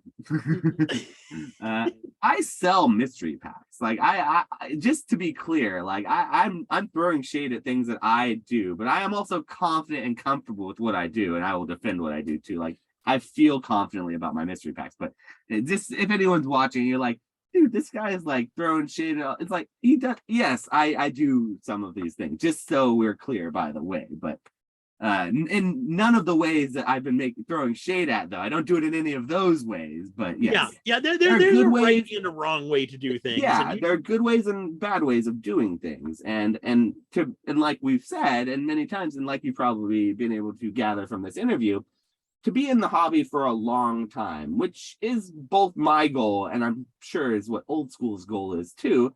You really can't get away with being shady for too long, and it's just one of those things you can't do. So that's the fun thing about being in this hobby for a long time, is if you're around long enough, you can pretty much be sure that you're probably at least trustworthy enough that you haven't gotten run out by the other people in the hobby. So yeah, exactly. Yeah, I'm enough of a public figure that if I was out here scamming people, I think that I would probably have people saying something about it at this point. There's a couple bigger YouTubers that I'm sure would have made videos about me. Shout out Rattle. What's up, buddy? How you doing? I know you watch these sometimes. Good to see you. Thanks for being here.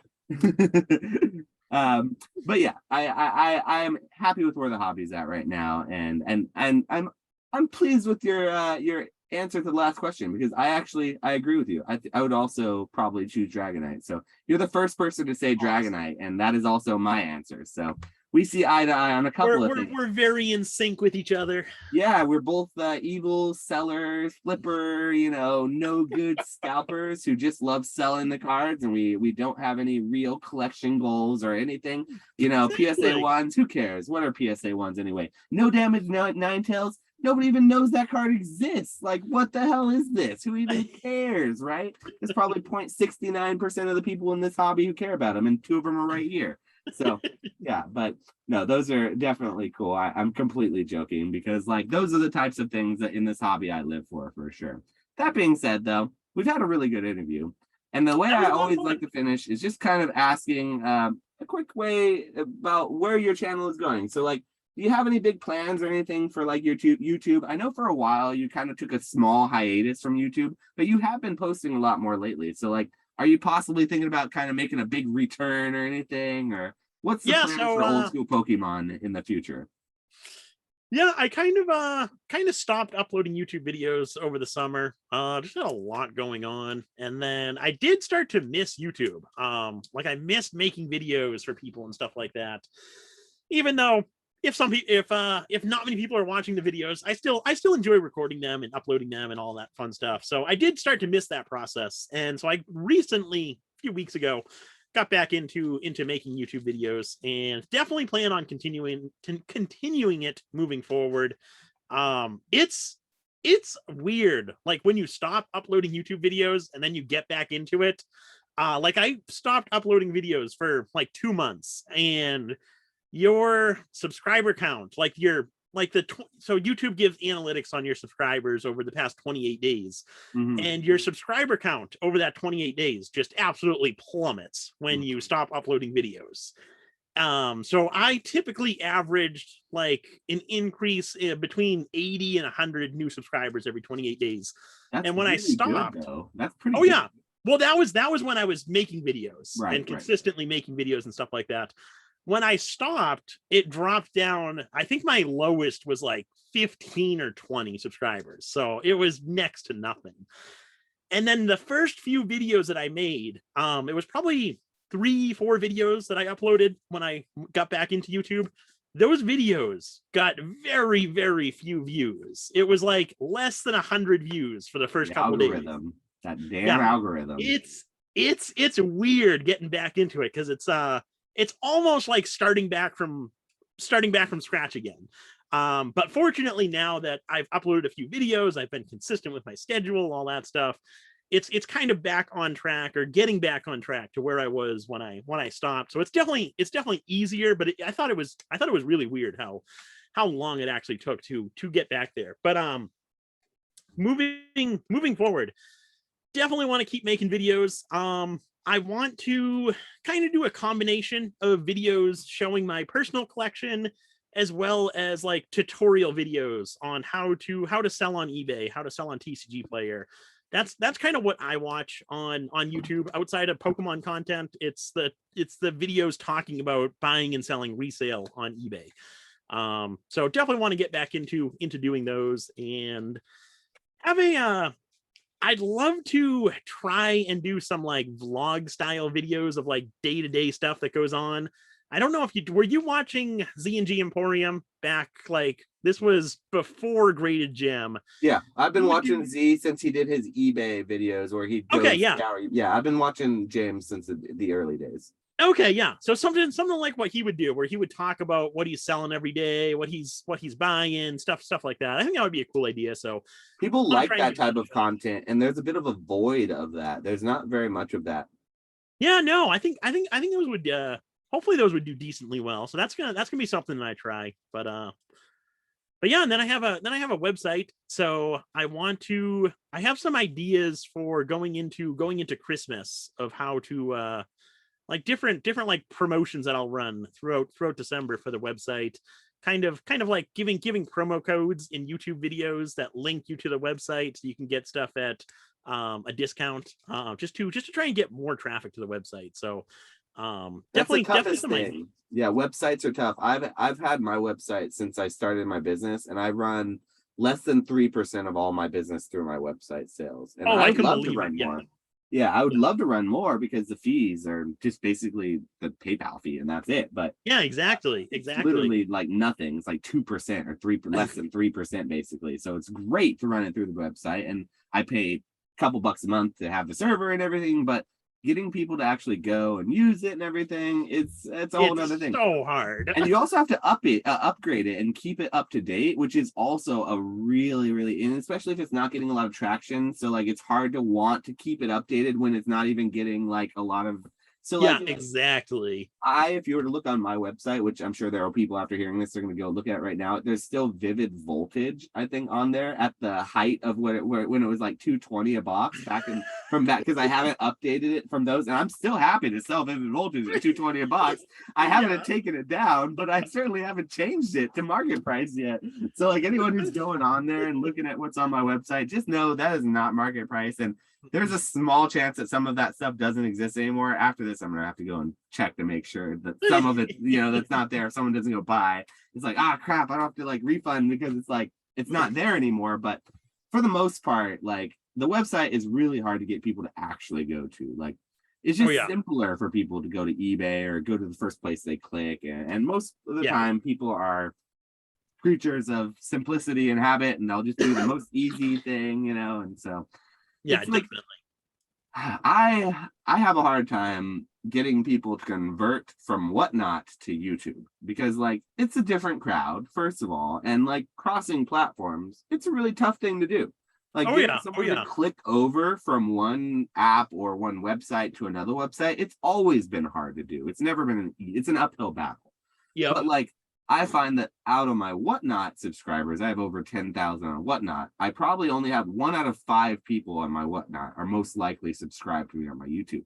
And I also run giveaways. I do all kinds of like promotions and things like, hey, if you go follow me on YouTube, if you're also following on Whatnot, you get a bonus when you pick a purchase, that kind of thing. And so like there are incentives to do so. And it is still like pulling teeth. I literally I'll be like, here's 5 packs. I'm giving away 5 packs if you are subscribed to my YouTube. Yeah. And I'm giving away 1 pack if you're not subscribed to the YouTube, but you have to be subscribed before you win. So go subscribe, blah, blah, blah. You know what happens? 9 times out of 10, people walking away with 1 pack, not 5, because they win and they're like, oh, let me go subscribe right now. And they try to go run to do it. I'm like, no. And this is why I only get 1 subscriber every time I do this. 1 single person, the person who wins. And so yes, it is hard. So please, if you're watching this and you're not subscribed, after hearing that, you have to have the smallest bit of like just warmth in your heart. It can't be all cold there. Hit that subscribe button for us, please. It means the world to me. I get a notification every time I get a subscriber, and it means the world to me. So thank you so much. And I'm sure the same goes for Old Skool. Help this man out too. Help us both out. Please hit the subscribe. Yes.